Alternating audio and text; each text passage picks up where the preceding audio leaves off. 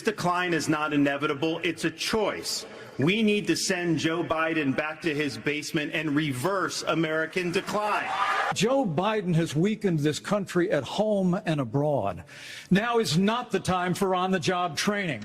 We don't need to bring in a rookie. We don't need to bring in people without experience. We need to bring Let us be honest as Republicans. I'm the only person on the stage who isn't bought and paid for, so I can say this. The climate change agenda is a hoax. Okay, let's pause there. Let's start there. Let's start with Vivek. Okay, let's start with Vivek. Ramen Salami. Ramen Salami, as Crusader likes to call him. Okay, I will say this to everybody on here. On its face, the things that he says, I'm voting for him. Okay, like on its face, the things that he says. 5 points that he pointed out were great. I'm all about what he's talking about. Okay, we'll show that. We'll show that a little bit later. Like his five. Actually, does he say that right off the rip here? No, he doesn't say it at the very beginning. He says it he says it at the very end of the debate. He like reiterates his 5 main points. So let's start with him. Okay, he is the only one up there that is not a career politician. He's 39 years old. He's my age. He's 38 or 39. Okay, and so he's old, right? He's ancient, archaic. Probably going to die soon, okay? But he's about half the age of the average person standing up on that stage. You know what I'm saying? But I like what he says. But started looking into this a little bit, and I don't know if you guys have heard this, and I'm not trying to cast doubt, but that's what this show is about, right? We want to dive into the real topics. Okay, who is he? He has turned himself into a heavily multimillionaire / billionaire. I don't know what his actual money is. I don't know what his actual money worth, or whether he's in the billions or millions, but it was through the pharmaceutical companies. Yes, it was through the pharmaceutical companies. Okay, so first thing, little red flag. I'm like, okay. So we dive in and look at, okay, what's going on there? Well, the word on the street is that his pharmaceutical company, and I actually had this pulled up and I accidentally has put no it out. viable product. They've never produced a product. Vivek Ramaswamy. I want to see what it's called. It starts with an R. It's like Rowan something. Roivant. There you go. So they promised to upend drug discovery and become the, quote, highest return on investment endeavor ever taken up by the pharmaceutical industry, he said in a 2015 interview. Okay, let's start there. So pharma company. The pharma company, actually, if you look at their balance sheet, has done absolutely just nothing. They've been terrible. They've been losing billions of dollars. Now, Vivek funded his own campaign with his own money, $10 million. But let's talk about how he got it. How did he get it? The stock price was at $3, okay? He ends up selling a whole bunch of stock at like $8. Okay, get your money. Cool. No problem with that. You made money on your stock. But why did the stock valuation go up? Who are the people, Crusader, that he talks trash about? Start there. BlackRock, Vanguard, State Street, yep. WEF. Yep. All of those people, okay? Are buying his stock. Does anybody in the chat want to take a guess?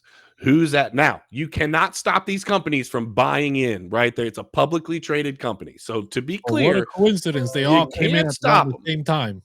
You can't stop them, but they sure own a nice little bag of said company.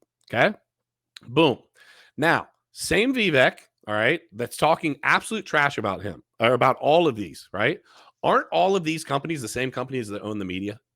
They are, right? Yep. The media companies across the board, he has came out of nowhere, and this is where it gets interesting. He's came out of nowhere, and all of a sudden, he's basically at the top of the possible number one, for the Republican platform. Yeah, I think after the debate, he's above DeSantis. Okay, so he comes out of left field. He's not a politician. He has great things to say. Here's the problem. All of these left-leaning, all of these absolute, programs that would normally just absolutely trash someone that is beating up on their sponsors, BlackRock, State Street, Vanguard, the WEF, they're all promoting his stuff. Like when I say promoting, they're playing it and playing it and playing it and playing it. And it's like, wait a minute, you absolutely cancel everyone else. So my question to you, Crusader, is could he be a plant? 100%, right? We've talked about this before about having these put in there as a sleeper agent, right? Like, hey, maybe there's some Democrats that identify as Republicans, but they're actually working for the Democratic Party. They identify right? as Republicans. Right? Yeah, They identify as Republicans, and same vice versa, right? The same thing's happening in the Democratic Party with Republicans. But why wouldn't the World Economic Forum? Why wouldn't BlackRock? Why wouldn't these major companies have people put on stage to talk about certain things to maybe get into the White House, right? To really that are really controlled by them. Nobody gets there. Nobody gets to the White House without getting dirty, right? Without having a conversation, having some type of deal, because ain't no outsider, true outsider that doesn't know any of these big players going to be allowed to just walk into the White House and say, well, now I'm just going to start making rules. Because even if that were to happen by some miracle of God, that were to happen, the minute he walks in and takes a seat, somebody's going to be knocking his door and be like, all right, we got some people outside that want to talk to you. Sit down. We need to educate you, we're son. gonna have some meetings here real quick and show you how really play ball around here. And that's happened. That's been proven in the past by what's his name? J. Edgar Hoover, or Edgar J. Hoover, whatever his name is. One of the first founding members, or very at the beginning of the FBI creation. He would literally show up to the presidents, right? JFK included. I saw somebody drop JFK in the chat. JFK included, and he would wait outside all day. No worries. Wait, he didn't have an appointment. He would just wait. When he got his turn and he walked in, he showed up. He's like, hey, this is the budget that I want. This is what I'm going to be doing, and I need you to back it. They're like, no, absolutely not. Oh, okay. You want to play that? Well, let me show you this other folder I got here that shows, your wife was doing X, Y, and Z. You were doing X, Y, and Z. Yeah. Your friends were doing X, Y, and Z. Oh, this money transfer from over here and over there. Yeah. I don't think you want that coming out right now. Right. Yep. So you approve my budget. You approve everything I'm saying, or we're gonna have a very difficult time in here. And they bend the knee.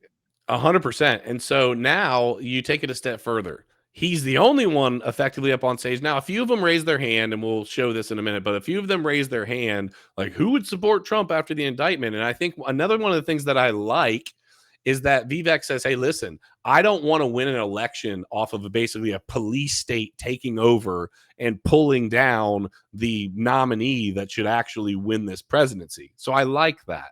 But he also talks a lot about the World Economic Forum.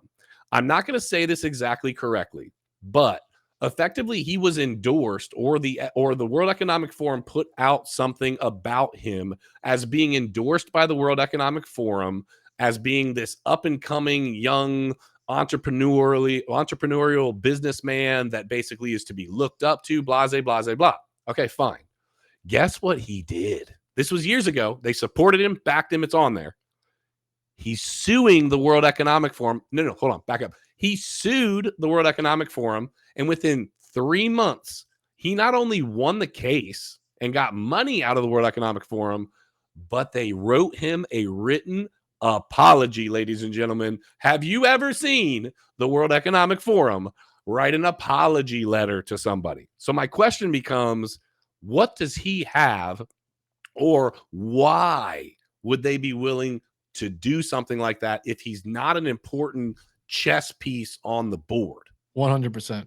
Yeah, he's definitely got to have some connections somewhere down the line, somewhere in his bloodline. He's related to somebody that is obviously pulling some big strings, because those type of things don't just happen. Yeah. So there's a lot going on there. Again, to be clear, if you made me vote right now and Trump wasn't an option, just probably overall, that would be, this is on this channel, we're going to give it to you straight. We're not going to, try to skirt whatever. Like, I'll tell you, I would vote for him on its face for the things that he's saying. My problem then becomes, you use that stuff, okay, but they're at this point, he's a politician. And we've seen people and politicians say things for a long time that is a bunch of fugazi. Always, dude. You never get elected without promising fugazi, right?